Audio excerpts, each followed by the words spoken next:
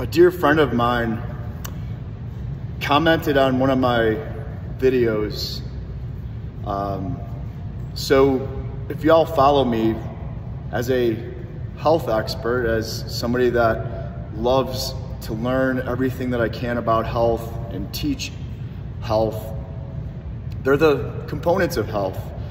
And it's not just physical. And I know that as a young man, that's what I thought health was, and that's all I focused on. But the most important aspects of health are spiritual. I think they're all important because they all tie into each other. Because without physical health, right, as this is our temple, this is the thing that gets us through our life. And if we don't take care of this, if we're not eating right, it's going to affect our hormones, which play into our emotional, spiritual health, and has an effect on everything. But one thing that's neglected, and a lot of people don't look into this, is spiritual health.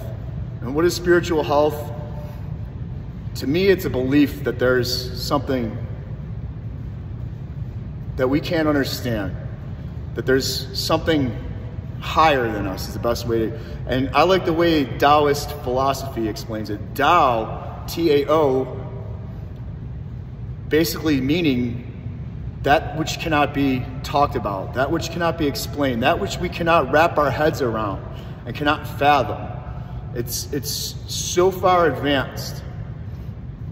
But then you have the belief of people that just don't see it, and more people are at that, I believe, in our society, which we call nihilists or atheists, right? That just don't believe that they were just here, just willy-nilly. And there's research to really show that if you have spiritual health, and if you do believe in something higher than yourself, those people are happier and live longer. And I've seen too many things in my life for me not to believe. And I want to tell you a story, and this goes out to my buddy because he's struggling, and he's questioning whether or not there is a God, the Tao.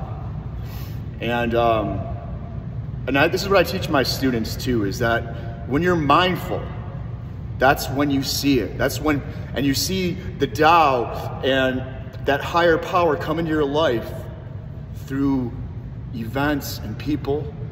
And I've had complete conversations with complete strangers that have shown me what they call synchronicities, right?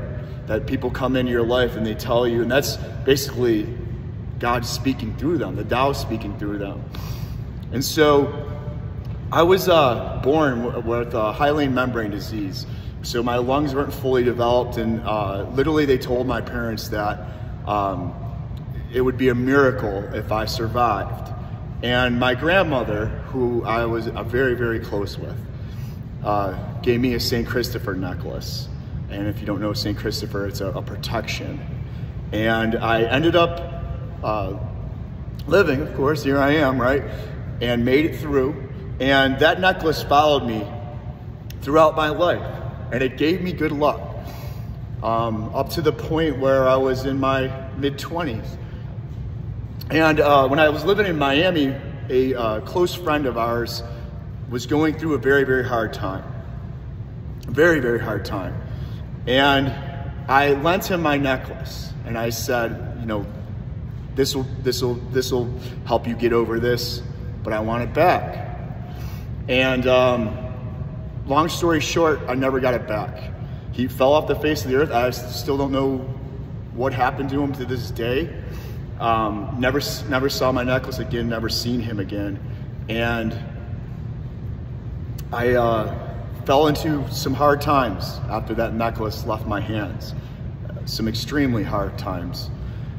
And as I started getting over those hard times, I was training one of my young athletes, a young gymnast, and trained her for about 4 or 5 years.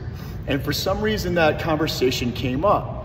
And my birthday is the day after Christmas, and I was in the gym and she handed me a present, and I opened it up, and it was a St. Christopher necklace, and you know, I just started crying, and because it was one of the most meaningful gifts I've ever gotten. And had that necklace with me, and got in a relationship, and again lent the necklace to that person and never got it back again. And you know, to me, what I think too, and I wanted it back so bad, but in my mind I thought, you know, they need it more than me. And after that, left that necklace, I fell through hard times again, and came back home to Buffalo and started training in the gym, and ran across this guy who was training for the NFL Combine. And he recognized that I kind of knew my stuff, and I talked to him, and you know, we kind of threw stuff back together and helped him out, and he helped me out. And he noticed after the conversations that, you know, that I had gone through a very, very hard time. And he comes in, and he goes, I got something I want to give you to help you out, give you good luck. And he reached in his pocket and he handed me a necklace. And he said this had brought me good luck, and I started losing it, and had to explain to him the story. I mean, do you think that's a coincidence? And my grandmother, through the pandemic, one of the hardest things was seeing her being locked in a room, and for her birthday I bought her a St. Christopher necklace, and she was buried in it. She didn't want any other jewelry on her really except for that necklace. And so it's very, very meaningful to me. And the necklace that I have from my buddy, that's on my bed. That's gonna get buried with me. And I got this one right here, and the same thing. So, well, you know, to me, I feel like, because I swim and everything, if I do lose that one, but the one that I got back, that one's not going anywhere. And so when you open your eyes, guys, to things, and you're mindful, and your head is not in that iPhone, this is what I teach my students. You witnessed that there is more. And when you're not mindful, and you're in your head, and you're emotional, and you're angry and upset, and you don't have that vision of seeing what's around you, you miss out on so much. And that's what our society is missing out on. And I really believe that there's a turning point right now, because all the religions are being pushed, and of being like that we don't need it, and morals are in decline. I mean, it's just, if you just watch TV and watch the society and issues that are going on, it's like nobody cares about those things anymore. And when you have that belief, you just know that you're in a higher purpose. It ignites something in you, that there's more, that you have more, that you are special. Everybody is special. But when you sit back and you play it on your phone and you're not going after your purpose, it's like a denial, like of, you know, and you need a purpose. I mean, everybody needs something, and you be completely driven. And Dr. Jordan Peterson talks about it, and I'm a full believer in it, is that you want to have a purpose so high, so spectacular, and shoot for it all the time. And Dr. Huberman talks about this, about dopamine levels. The best way to get those dopamine hits are not from the stinking likes that you get from social media. It's from hard work and accomplishment. Those are the best ones. And most people are so frightened of externals and getting themselves pleasure and seeking out money and all this external stuff and getting those little hits of dopamine, when they could be getting those big hits from doing the hard work, because so many people choose the easy path instead of the hard path, which is the best path. And the only way you can achieve that is through going to hard work and building your character and looking inside and realizing, man, I did lie. I am a liar. I'm not going to do that anymore. And working on it daily, daily, daily until the day that you die. And being the kindest, most compassionate person that you can be. And integrity. So one of the biggest things that I do with my students right off the bat is core values. And if you go online anywhere, you could get lists of 400 of them. Integrity, honesty, kindness, compassion, all those things. And then what I do with my students is I make them narrow it down. So when I started with a list of 100, I had 17, and then I ranked my top 5. And number 1 is integrity and honesty. And to me, those are the most huge, and especially to me. And I always tell my students too, this is gonna probably change, because if you come in your life and you come across somebody that's dishonest to you or something like that, it'll make you see the importance of it.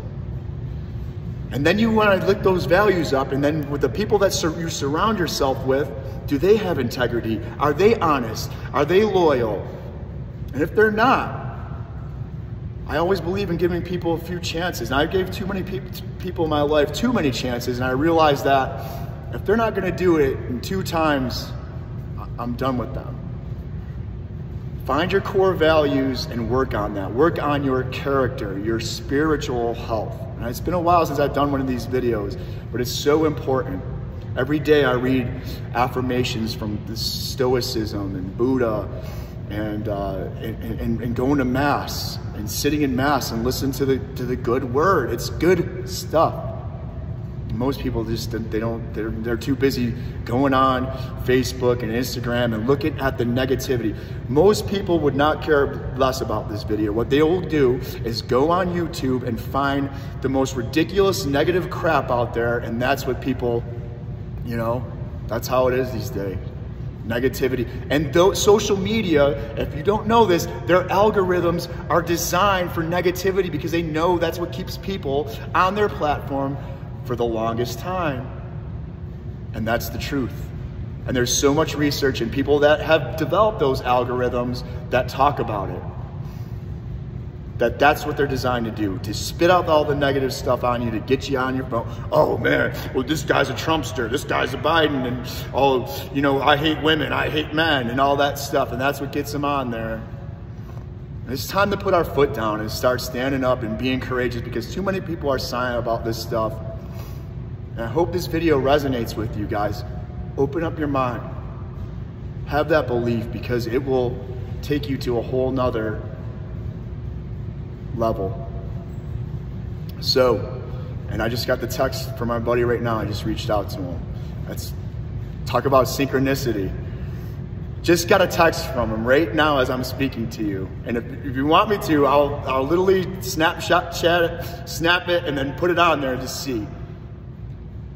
And so, with that being said, guys, open up this baby right here.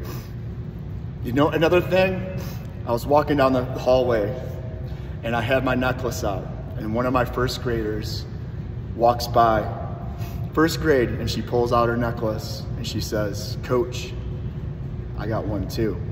And with that being said,